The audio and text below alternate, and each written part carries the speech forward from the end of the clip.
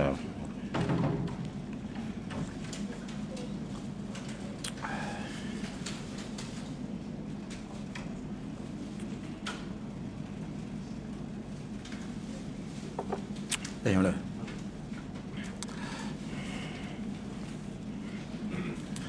أعوذ بالله السميع العليم من الشيطان الرجيم بسم الله الرحمن الرحيم السلام عليكم ورحمة الله وبركاته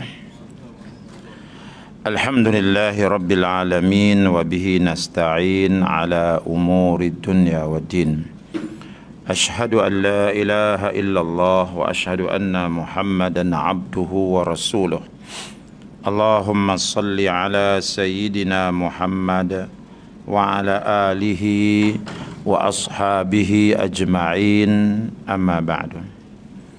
Alhamdulillah, syukur pada Allah Subhanahu wa taala pada tengah hari yang mulia ini dapat sama-sama kita bertemu. InsyaAllah pada tengah hari yang mulia ini macam biasa kita akan sama-sama membaca ayat-ayat Al-Quranul Karim dari kisah-kisah para Nabi untuk kita ambil pengajaran-pengajaran daripadanya. Hari ini kita nak belajar tentang kisah Nabi Yunus alaihi salam. Ya, kita nak belajar tentang kisah Nabi Yunus alaihi salam. Pertama sekali sebelum kita pergi jauh, Nabi kita Muhammad sallallahu alaihi wasallam, ya, dia tak pernah jumpa Nabi Yunus ni, tapi dia kenal Nabi Yunus. Ya, dia kenal Nabi Yunus. Sebab apa dia kenal? Sebab Nabi baca Quran. Dalam Quran ada Allah Taala sebut tentang kisah Nabi Yunus. Ya. Pada satu hari, ya, kalau kita tengok dalam sejarah Islam, kan Nabi pergi berdakwah di Taif. Nabi pergi berdakwah di Taif, dan sampai di Taif kan dia kena baling dengan batu. Ya, orang-orang Taif tak nak dengar dakwah Nabi. Mereka tolak dakwah Nabi. Mereka baling Nabi dengan batu.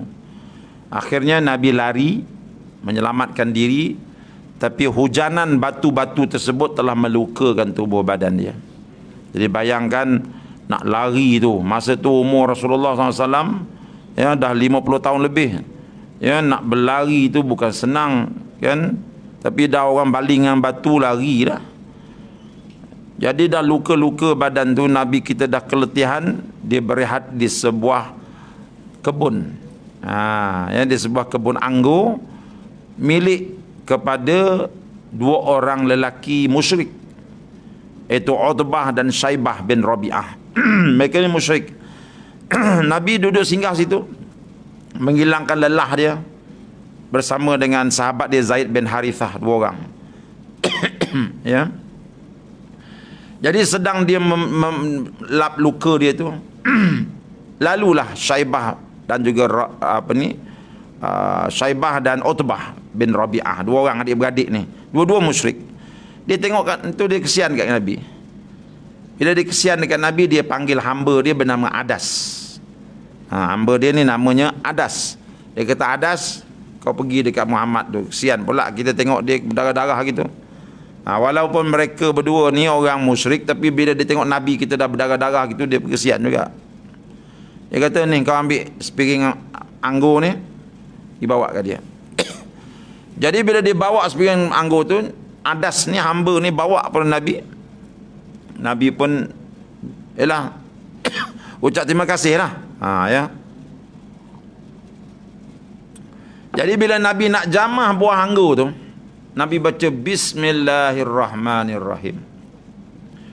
Bila Nabi baca Bismillah tu, Adas ni kata apa?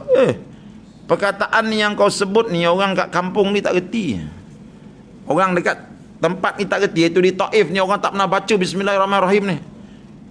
Ni apa kau cakap ni? Kan?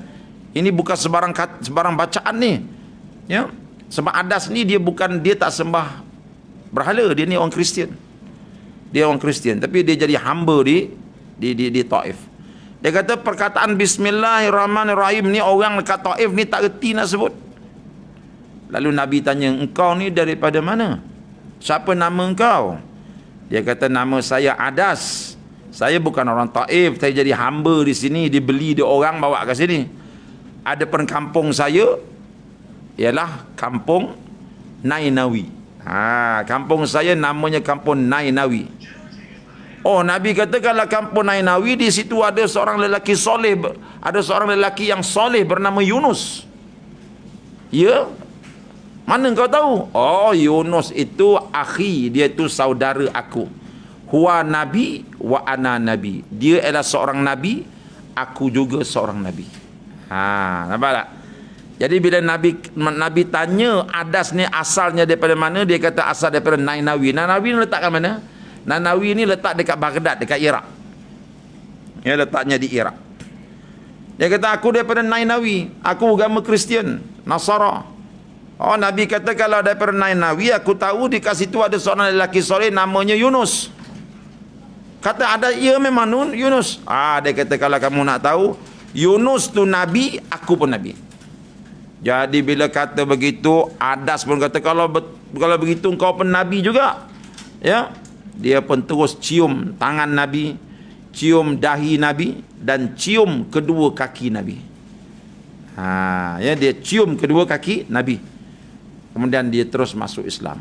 Masuk Islam dia. Ya. Kata dua orang laki-laki musyrik tadi kata, Adas mari sini. Aku suruh kau bagi piring anggur ni dekat orang tu. So bagi dia anggur. Yang kau pergi cium kaki dia pasal? Yang kau pergi cium dahi dia pasal? Dia kata, tuan, itu laki-laki bukan sebarang laki-laki. Dia tu seorang nabi. Dia tu bukan sebarang orang tu. Dia tu seorang nabi. Kata Utbah dan Syaibah, dia kata, engkau ni dah kena sihir dengan orang tu lah. Apalah kau ni, orang macam tu ke Nabi? Tapi Adas ni, dia masuk Islam dan dia mengaku kenabian Nabi kita Muhammad sallallahu alaihi wasallam. Dalam hadis ini menunjukkan bahawa Nabi kita dia kenal dengan Nabi Yunus alaihi salam. Ya, tapi Nabi kenal bukan melalui pertemuan zahir, tetapi melalui apa? Melalui ayat-ayat Al-Quranul Karim. Ya, baik. Nabi Yunus ni kita kena belajar dia punya cerita supaya kita ni tak salah sangka. Kita tak salah sangka dengan dia. Banyak orang ya, dia cuba nak banding-bandingkan Nabi Yunus dengan Nabi Muhammad sallallahu alaihi wasallam. Tak boleh, jangan banding-bandingkan nabi-nabi. Antara satu nabi dengan satu nabi yang lain jangan kita banding-bandingkan. Itu. Jangan kita bandingkan Ronaldo dengan siapa? Dengan Muqtadahri, tak boleh itu. Ya. Tak boleh. Ronaldo dengan Muqtadahri boleh kita bandingkan. Itu. Ya. Ronaldo putih, Muqtadahri dia hitam sikitlah. Itu. Muqtadahri main dekat Malaysia, Ronaldo main kat sana. Itu. Boleh. Tapi nabi-nabi kita tak boleh banding-bandingkan dia. Oh, Nabi Muhammad lebih hebat daripada Nabi Yunus lah. Itu tak boleh. Itu. La nufarriqu baina ahadin minhum, kan kita baca tu dalam tahlil, kita tidak membezakan, kita orang mukmin tidak akan membeza-bezakan antara seorang nabi dengan seorang nabi yang lain, tak boleh. Tapi kalau kita tak belajar kisah Nabi Yunus, ramai orang akan tersilap, dia akan kata bahawa Nabi Yunus ni dia bawah sikit daripada Nabi Muhammad lah. Sebab apa? Sebab bila dia baca kisah Nabi Yunus, ramai orang kata Nabi Yunus ini kurangnya dia kerana dia lari meninggalkan kaum dia. Kan ramai orang kata gitu. Betul tak? Dia lari meninggalkan kaum dia. Sebenarnya Nabi Yunus tak pernah lari daripada kaum dia. Ya, nanti kita tengok ayat Quran. Al-Quranul Karim menceritakan kepada kita perkara sebenar. Dia tak pernah lagi. Yang kata Nabi Yunus lari itu Yahudi. Itu orang Yahudi. Orang Yahudi ni dia kitab Taurah tu dia selewengkan. Ya, nanti kita buktikan. Ya, baik. Nabi Yunus ni tuan-tuan yang dimaksud sekalian, Allah Taala sebut dalam surah As-Saffat ya. Kalau kita nak tengok, cuba tengok surah As-Saffat ayat 139. Surah As-Saffat 139. Apa kata Allah? Wa inna Yunus laminal mursalin. Sesungguhnya Yunus itu dia adalah sebahagian daripada rasul-rasul yang diutuskan oleh Allah.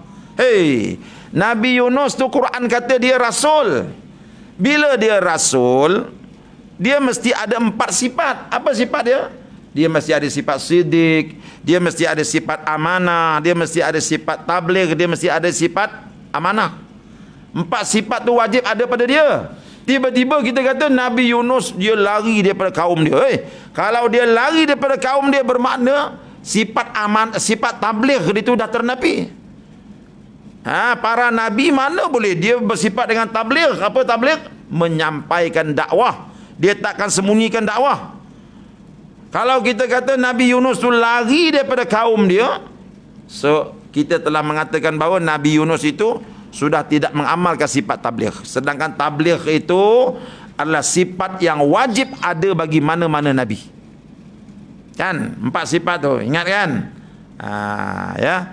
Jadi Allah kata wa inna yunusa laminal mursalin. Yunus itu daripada kalangan orang-orang nabi-nabi yang kami utuskan. Dia nabi. Bila nabi, dia mesti orang yang jujur. Dia mesti orang yang baik. Jangan kita kata Nabi Yunus lari daripada kaum dia. Sebab apa? Yang mengatakan Nabi Yunus lari daripada kaum ni orang Yahudi. Bila kita buka dalam kitab Taurat, ya, apa kata orang Yahudi? Orang Yahudi kata Nabi Yunus ni dia lari daripada kaum dia kerana dia marahkan Allah. Sebab apa dia marahkan Allah? Sebab Nabi Yunus ni orang Yahudi, orang Bani Israel kata dia, kata Yahudi lah. Ya, dia kata Yunus alaihissalam ini dia ni ialah Bani Israel. Bila dia Bani Israel, dia tidak berdakwah kepada Bani Israel. Bani Israel duduk di mana? Bani Israel duduknya di Jerusalem. Tiba-tiba Allah perintahkan dia supaya pergi ke kampung Nainawi. Nainawi di mana? Di Baghdad. Baghdad siapa duduk? Baghdad ini diduduki oleh kaum Asyuriyin. Orang-orang Asyuriyin. Asyuriyin bukan Bani Israel.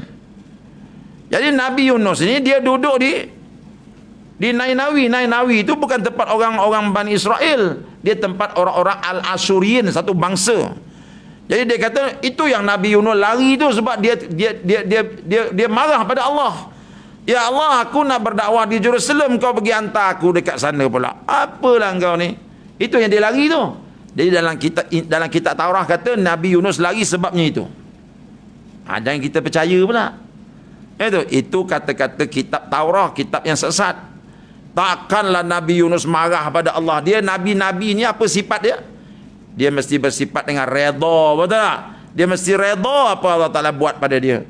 Bila dia marah Allah Ta'ala, ngapa kau hantar aku dekat Nainawi, dekat Iraq, sedangkan aku nak berdakwah di Jerusalem sebab aku ni orang Bani Israel?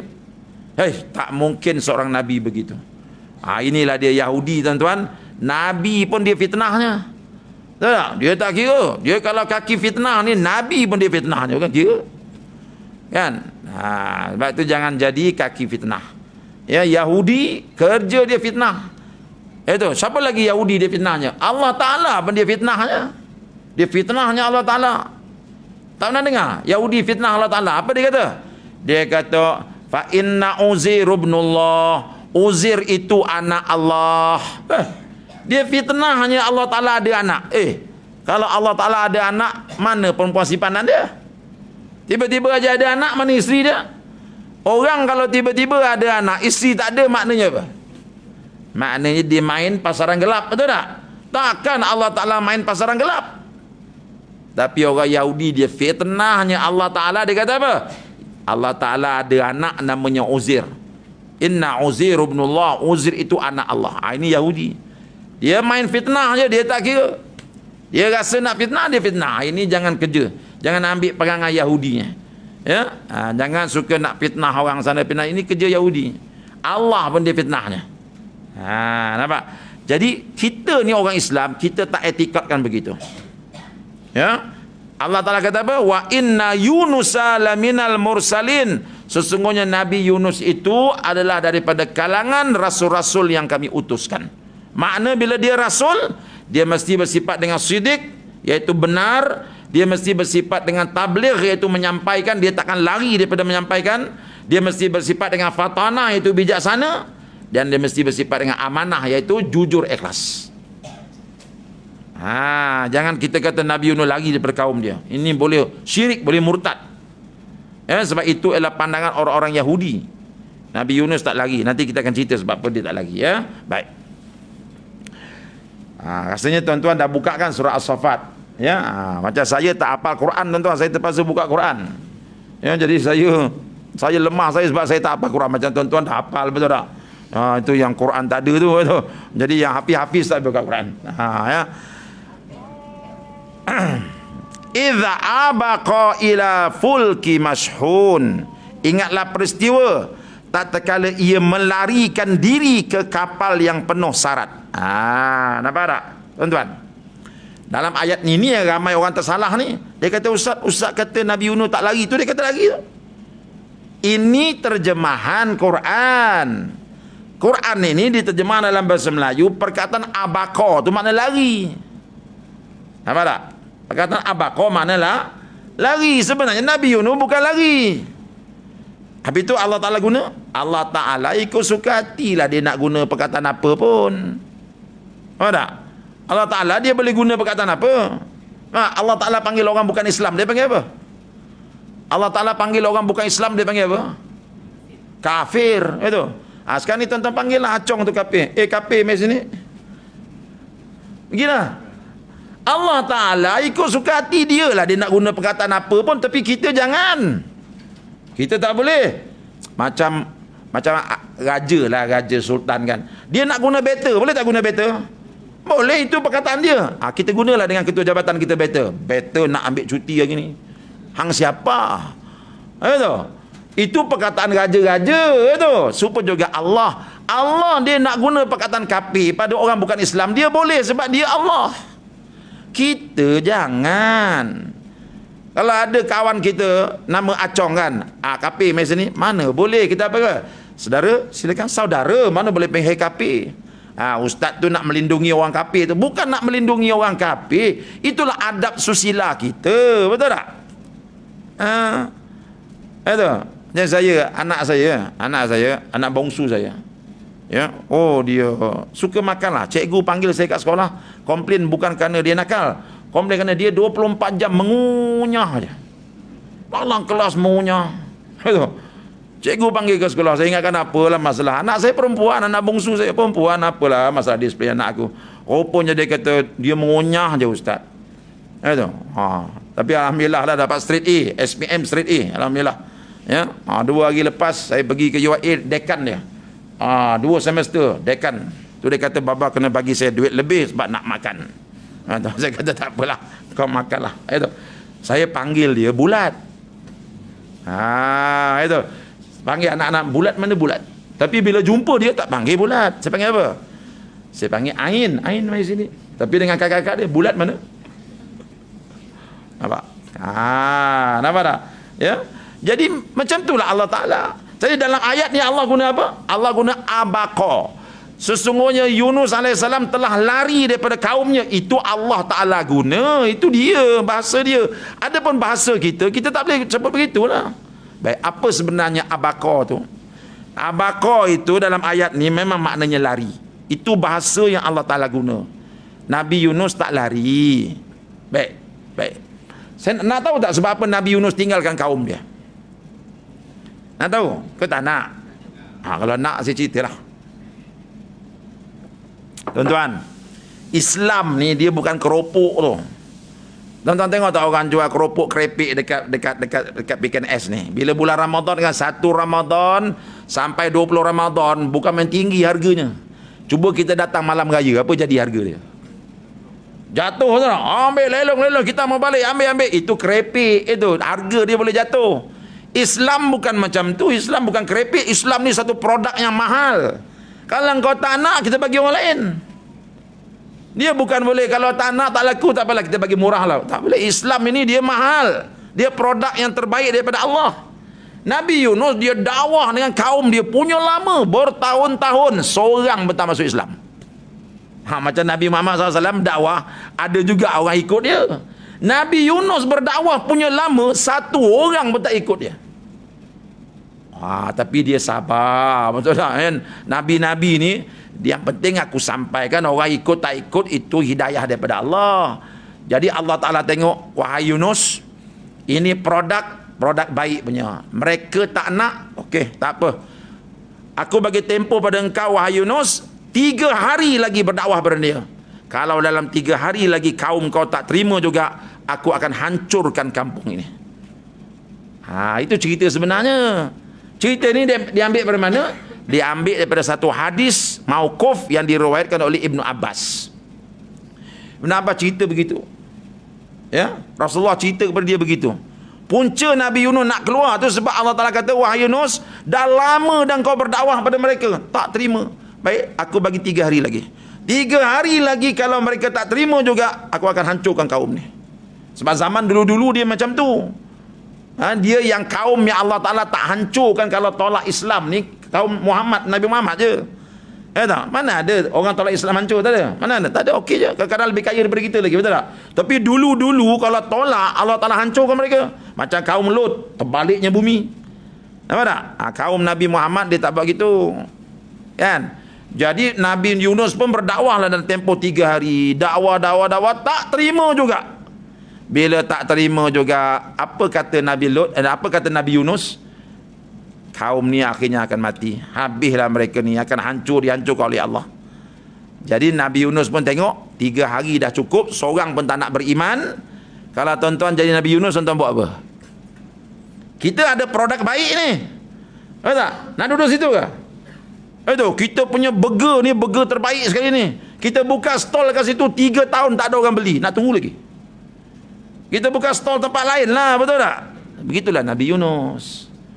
Ya, oleh kerana orang tak nak Islam itu, dalam masa 3 hari Allah Ta'ala akan hancurkan mereka. Nabi Yunus pun bungkus baju, terus pergi ke pantai, tengok-tengok kapal lalu, dia pentah, dia naik.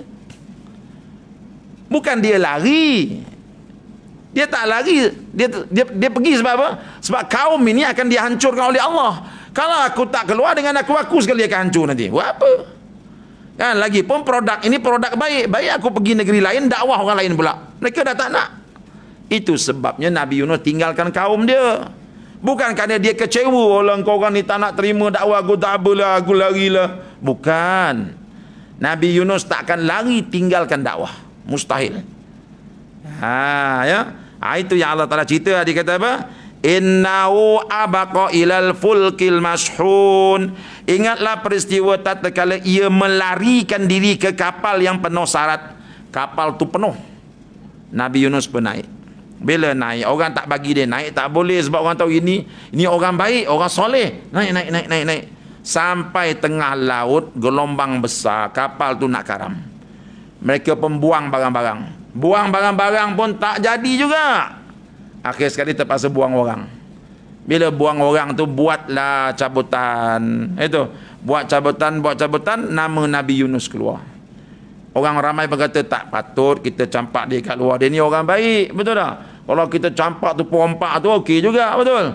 Ya, mereka buat cabutan kali kedua. Kali kedua nama Nabi Yunus juga keluar. Kali ketiga nama Nabi Yunus juga keluar. Jadi bila dah 3 kali tu tak boleh buat apalah. Ya.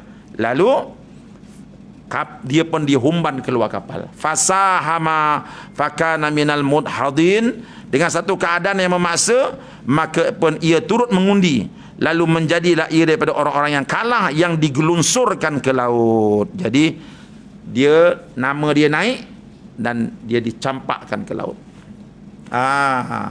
Bila dia dicampakkan ke laut ni tuan-tuan, kalau kita baca tulisan para ulama, kisah Nabi Yunus ni banyak dikaitkan dengan kisah kemanusiaan di dalam Islam. Kalau orang bersyarah tentang kemanusiaan dalam Islam, dia pasti akan bercerita tentang kisah Nabi Yunus. Sebab apa?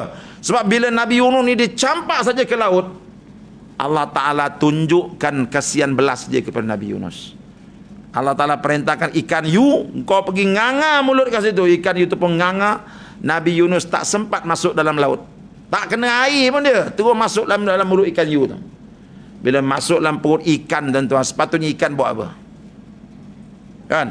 Patutnya dia mamah lah, betul tak? Kan dia taring dia besar tu. Tak tengok cerita ikan Jos, betul? Saya sampai sekarang takut nama di laut bila tengok ikan Jos. Kan? Kerana dia gigitnya terbagai perut, betul tak? Tapi Allah Ta'ala perintahkan ikan hiu, kamu kena tunjukkan kemanusiaan dalam Islam. Aku lantik kamu sebagai duta kepada kemanusiaan. Tunjuk kepada manusia, beginilah maksudnya kemanusiaan. Walaupun Nabi Yunus itu sepatutnya menjadi makanan kepada ikan tersebut, tetapi kasihan belaskan kepada dia. Ikan tadi tak buat apa-apa. Nabi Yunus tercampak je masuk ke dalam. Dia tak gigit, ya, dia tak mamah, dia tak buat apa. Sepatutnya dia boleh buat tu macam ikan, macam ulas sawa. Ulas sawa pun tak gigit juga, betul tak? Tapi bila masuk dalam perut dia, dia buat apa? Dia keluarkan asid-asid yang daripada dalam perut dia. Asid tersebut akan menghancurkan daging dalam perut dia, betul tak? Macam kita lah, kita makan daging, yang makan daging tak kunyah pun, betul tak? Sebab gigi dah tak ada, telan. Bila telan, hancur tak daging tu? Hancur, sebab tubuh badan kita boleh mengeluarkan satu asid. Asid tersebut akan hancurkan. Bila keluar, mana keluar daging? Tak adalah, dia keluar lain, betul tak? Sebab asid tu telah hancurkan. Tapi ikan hiu ni, Allah Ta'ala perintahkan, asid kau jangan keluar, duduk diam-diam. Sebab kalau ikan hiu tu tak telan, walaupun tak telan, dia boleh hancur. Macam ikan ulas sawa lah, yang masuk dalam perut dia lama-lama hancur juga. Tu yang kambing tu dia telan kan, kita kata ulas sawa ni tak gigit nak jadi apa kambing tu? Dah, dia akan hancur. Tapi lama lah. Tapi alhamdulillah Nabi Yunus masuk dalam perut ikan hiu tu, ikan hiu tak sentuh. Bahkan perut ikan hiu tu jadi bilik yang istimewa untuk Nabi Yunus. Ya, di sini kita belajar tengok, walaupun benda tu makanan aku, tapi bila Allah perintah kepada aku supaya berperi kemanusiaan, aku patuh dan taat. Nampak ya? Walaupun sepatutnya ikan hiu tu tak ikut, bukan begitu sifat dia. Tetapi oleh kerana ini perintah Allah, Allah perintahkan aku supaya berperi kemanusiaan. Kesian dekat dia ni. Dia sanggup diri dia humban ke laut semata-mata nak selamatkan kapal tersebut. Maka raikan dia. Ikan hiu tu pun terima perintah Allah, maka dia seekor binatang tiba-tiba berubah berperi kemanusiaan. Yalah, kalau binatang pun kita panggil peri kemanusiaan lah juga, ya. Kita ni tuan-tuan, Allah Ta'ala lebih perintahkan kita supaya berperi kemanusiaan. Betul tak? Ya, peri kemanusiaan ni dia sebagian besar daripada ajaran Islam. Islam ni, kesimpulan Islam ada apa? Islam yang banyak-banyak ni, segala hukum hakam ni, dia tersimpul dalam 3 perkara. Pertama apa? Iman, Islam, ihsan. Ihsan tu apa? Ihsan tu peri kemanusiaan lah. Nampak tak? Ya, kita semayang, kita puasa, kita pergi haji untuk dapatkan 3 ni. Apa dia? Supaya kita jadi orang yang beriman, supaya kita jadi orang Islam, dan supaya kita jadi orang yang ihsan. Apa makna ihsan? Peri kemanusiaan. Jadi peri kemanusiaan ini satu cabang ajaran yang besar dalam agama kita. Dia bukan benda kecil-kecil. Sebab itu dalam agama kita, Nabi tunjuk pada kita pentingnya kita ini berperi kemanusiaan. Jangan kejam sangatlah, betul tak? Jangan kejam sangat, ya, jangan kejam sangat. Peri kemanusiaan. Macam ikan ni tadi, ini makanan aku, tapi bila Allah perintahkan berperi kemanusiaan, dia tak makan, dia selamatkan Nabi Yunus. Kita pun Allah Ta'ala dah lama perintah kepada kita, ya, supaya berperi kemanusiaan. Nabi ajar kita apa? Man la yarham la yurham. Siapa-siapa yang tidak berkasihan belas, maka Allah tidak akan berkasihan belas pada dia. Ya. Jadi Nabi kita dalam praktis hidup dia menzahirkan peri kemanusiaan. Nampak? Kita ambil satu contoh. Ada seorang perempuan nama dia Ummu Barirah. Ummu Barirah ni dia ada suami nama Abu Barirah. Dua-dua hamba. Dua-dua statusnya hamba berkhidmat dengan Nabi SAW. Lalu Nabi pun satu hari dia merdekakan Ummu Barirah. Jadi bila Ummu Barirah ni merdeka, suami dia kekal jadi hamba. Ikut hukum, bila isteri sudah dimerdekakan, suami masih lagi jadi hamba, ya, maka dibenarkan isteri untuk minta fasah. Fasah lah, betul tak? Nak tunggu apa lagi, abang ni dia hamba, betul tak? Saya perempuan merdeka, saya nak jalan, nak pergi Hong Kong, nak pergi California, ni suami saya hamba. Buat apa saya tunggu dia, betul tak? Dia pun filekan fasah, lulus. Memang boleh fasah. Itu macam perempuan lah kan, suami kena hukum penjara seumur hayat. Itu seumur hayat itu, walaupun umur suami itu baru 18, baru 20 tahun, seumur hayat keluar nanti, keluar mayat lah. Mana seumur hayat tu bila keluar nanti mayat lah keluarnya. Duduk dalam tu. Isteri nak tunggu lah. Itu. Jarang isteri akan tunggu, betul tak? Ya, belum habis kes lagi dia minta fasah dah. Betul tak? Ya. Boleh minta fasah sebab apa? Sebab ada suami macam tu. Kan? Jadi Ummu Barirah pun minta fasah. Bila minta fasah, memang hak dia lah, memang hak dia. Suami dia masih hamba lagi. Dia pun minta fasah lulus. Bila dia minta fasah lulus, dia jadi perempuan merdeka yang sudah tidak ada ikatan lagi dengan suami dia. Abu Barirah ni sayang dekat isteri dia. Orang lelaki macam tu, kita memang sayang isteri. Ya, sebab tu ke mana pergi kita teringat isteri. Nampak? Jadi Abu Barirah ni selalu intai-intai mana ex isteri aku. Betul tak? Satu hari dia nampak Ummu Barirah jalan dekat Madinah, dia kejarnya. Dia kejar, dia panggil, wahai Ummu Barirah, kembalilah pada aku. Itu. Kembalilah pada aku, engkau tak kesian ke kat aku. Itu. Itu. Sampai menangis basah janggut dia. Nabi nampak, Allah siannya Abu Barirah ni, dia nak balik pada isteri dia, tapi Ummu Barirah ni dia tak ada. Dia kata, ya, aku dah merdeka, nak tunggu engkau lagi. Dia jalan buat tak tahu je. Rasulullah SAW pun panggil Ummu Barirah. Panggil Ummu Barirah, mai sini. Ni Nabi yang panggil ni, Nabi yang panggil. Bukan Tok Penghulu panggil, Nabi panggil ni. Nabi kata, Ummu Barirah mai sini. Ada apa ya Rasulullah? Aku kesian tengok ex suami kamu menangis-nangis, dia minta engkau kembali pada dia. Kembalilah. Nabi pujuk Ummu Barirah untuk kembali. Ummu Barirah kata apa? Ya Rasulullah, aku nak tanya pada engkau. Engkau suruh aku kembali pada suami aku ni, ini wahyu dari langit ke? Ada wahyu daripada langit ke suruh kembali? Nabi kata bukan wahyu, tapi ini pandangan aku. Sian dia, basah janggut-janggut dia menangis kerana sayang kat engkau. Kata Ummu Barirah, ya Rasulullah, kalaulah ini bukan wahyu, ini bukan perintah Allah, maka minta maaf, aku tidak ada hajat lagi nak tengok muka dia. Erti dia tak nak kembali. Nabi kata, aku nak macam mana, itu hak engkau.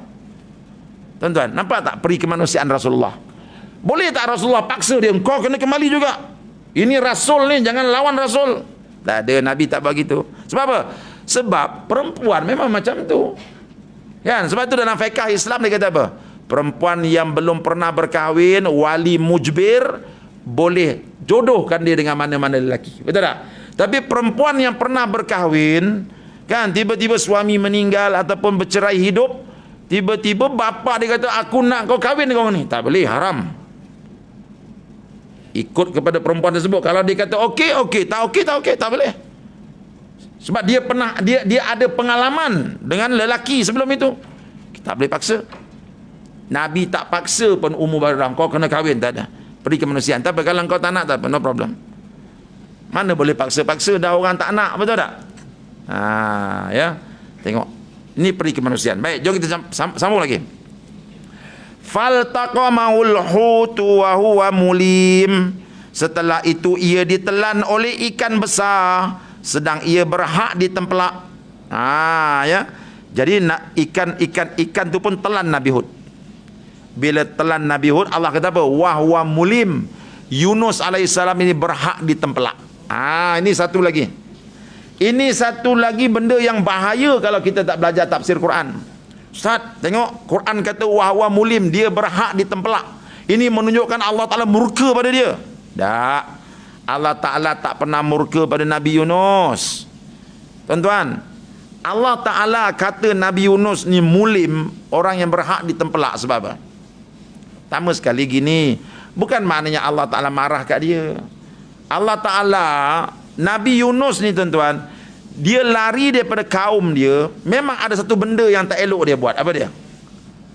Dia bukan lari kerana tak nak berdakwah. Kesalahan dia satu aja.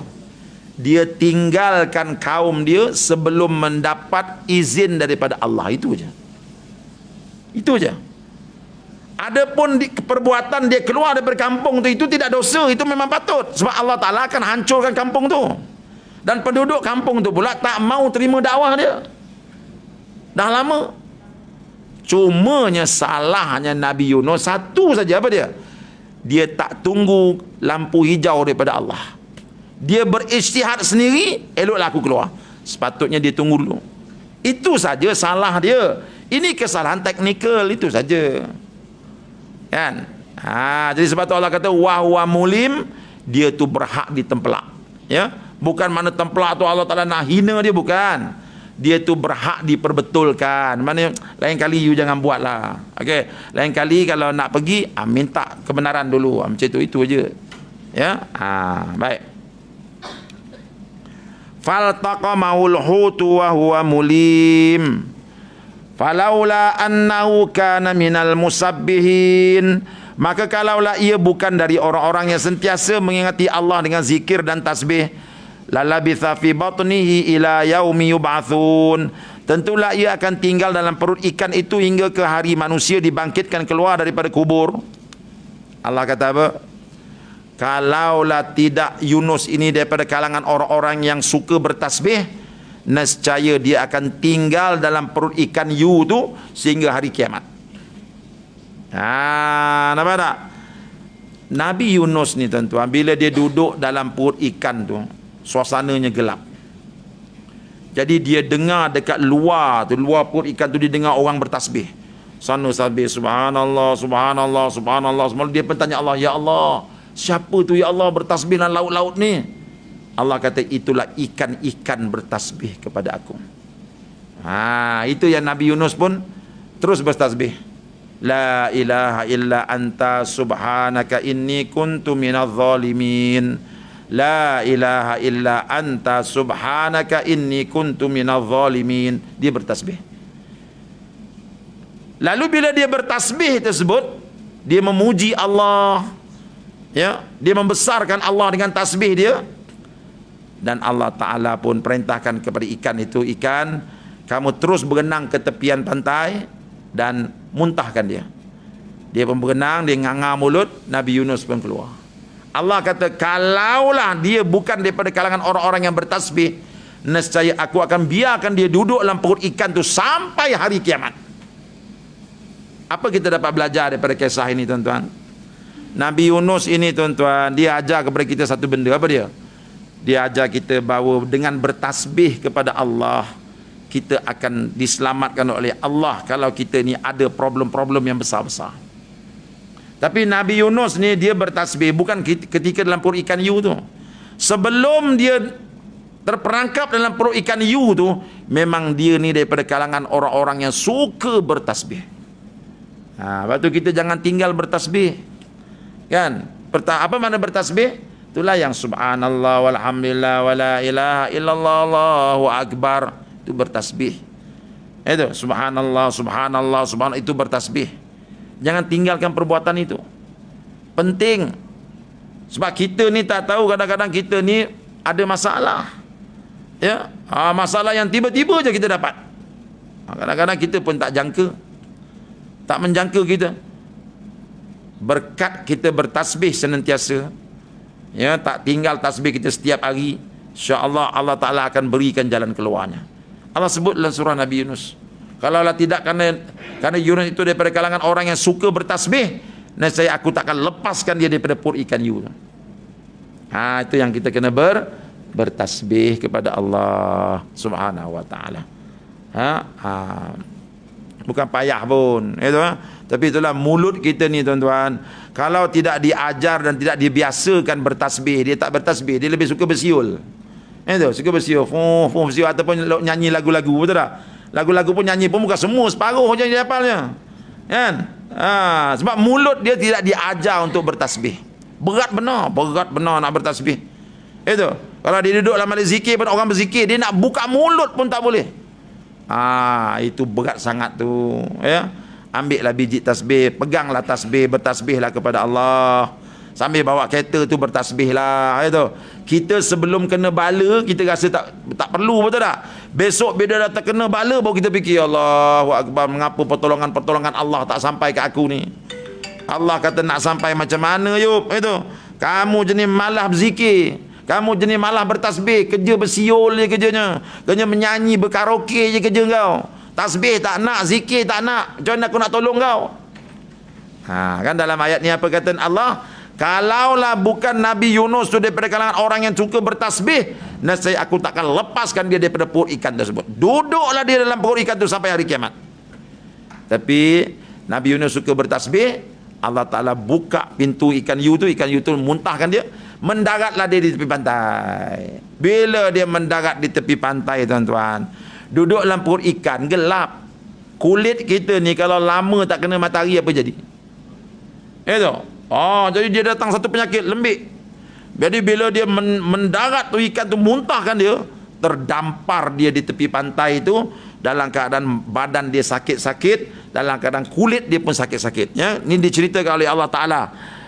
Fanabadhnahu bil ara'i wa huwa sakim. Oleh itu kami campakkan dia keluar daripada perut ikan ke tanah yang tandus di tepi pantai sedangkan ia berkeadaan sakit. Jadi dia pun dimuntahkan ikan yu, mendaratlah dia di tepi pantai itu, tapi mendarat pun nak berdiri pun tak larat.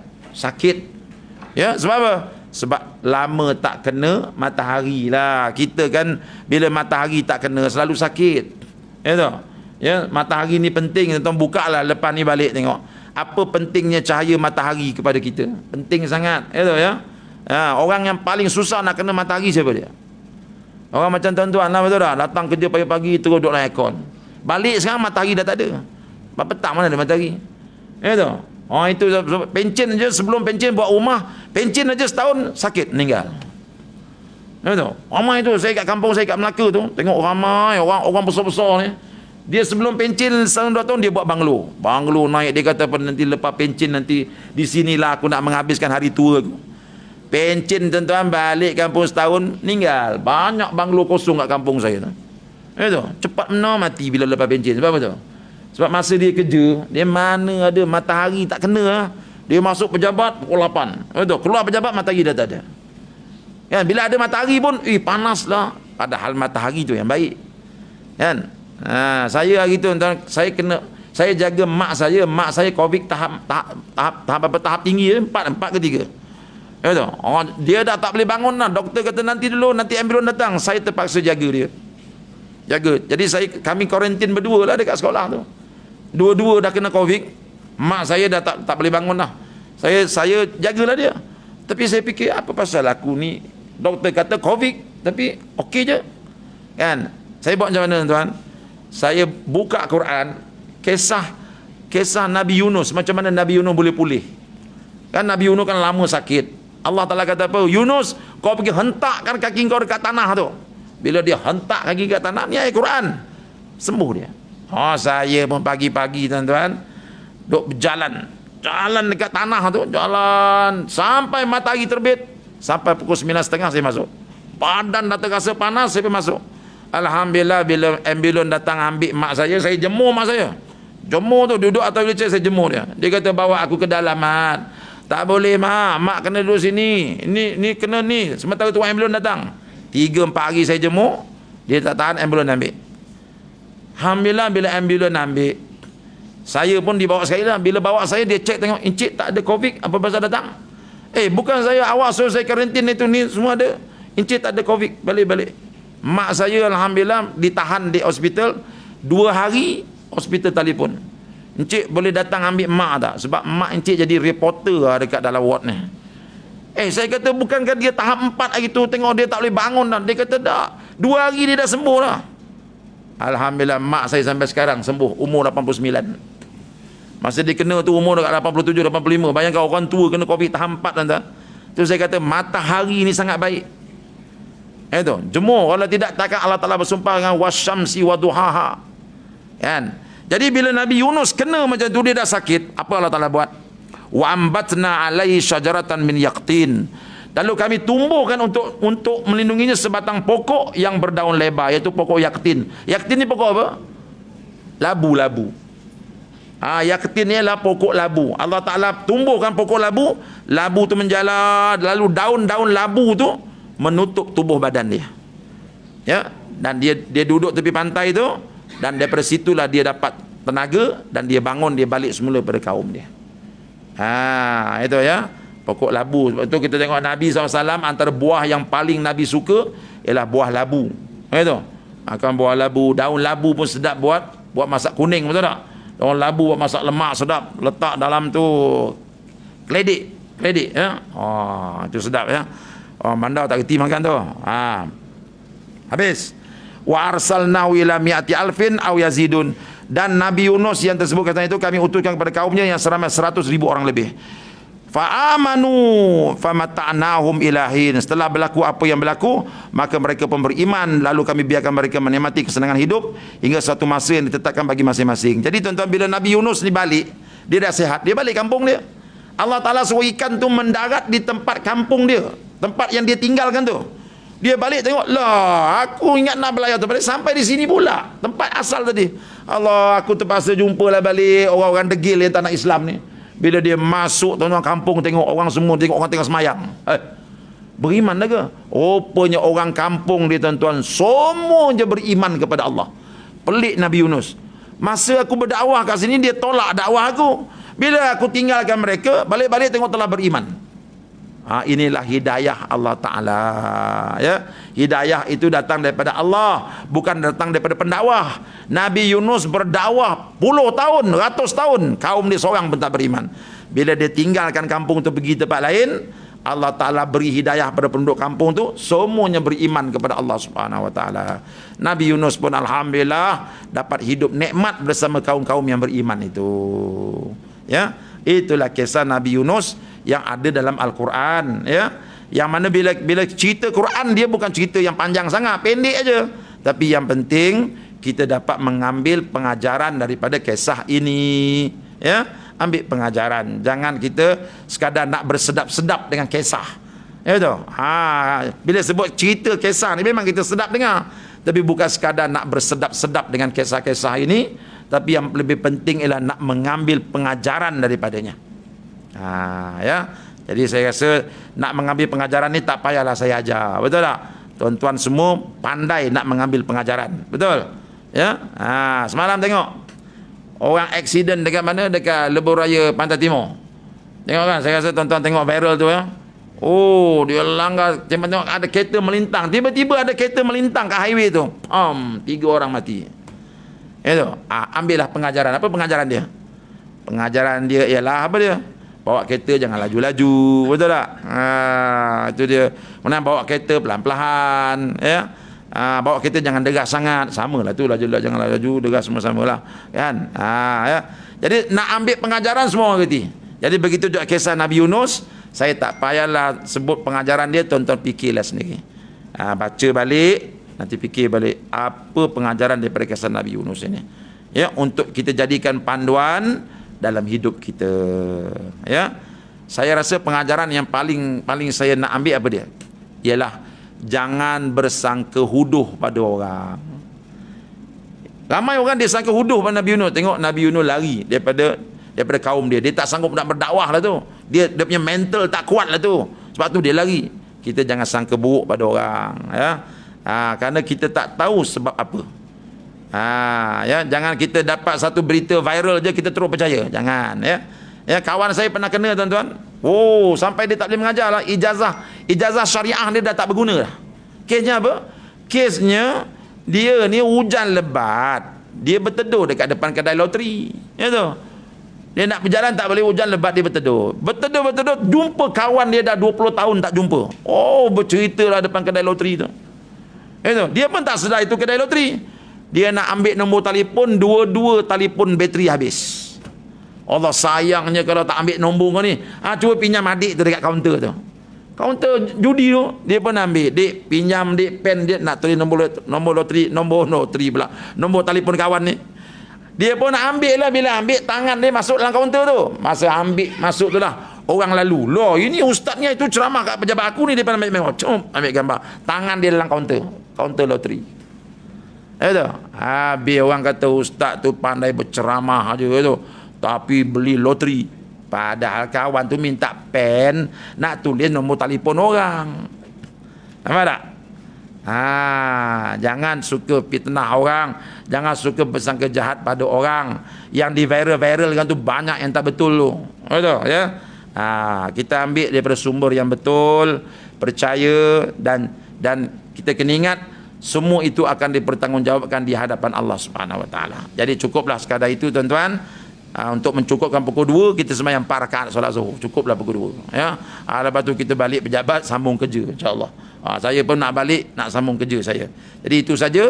Terima kasih kerana terus sudi bersama saya mendengar kisah-kisah dalam Quran, dan kalau nak dengar lagi terus sila bersama saya dalam radio IKIM 91.50 hari Rabu pukul 9 malam ya. 9 malam je buka IKIM 91.50, adalah saya kat situ berceramah, berceloteh tentang ibrah pengajaran daripada kisah-kisah para rasul dalam Al-Quran ya.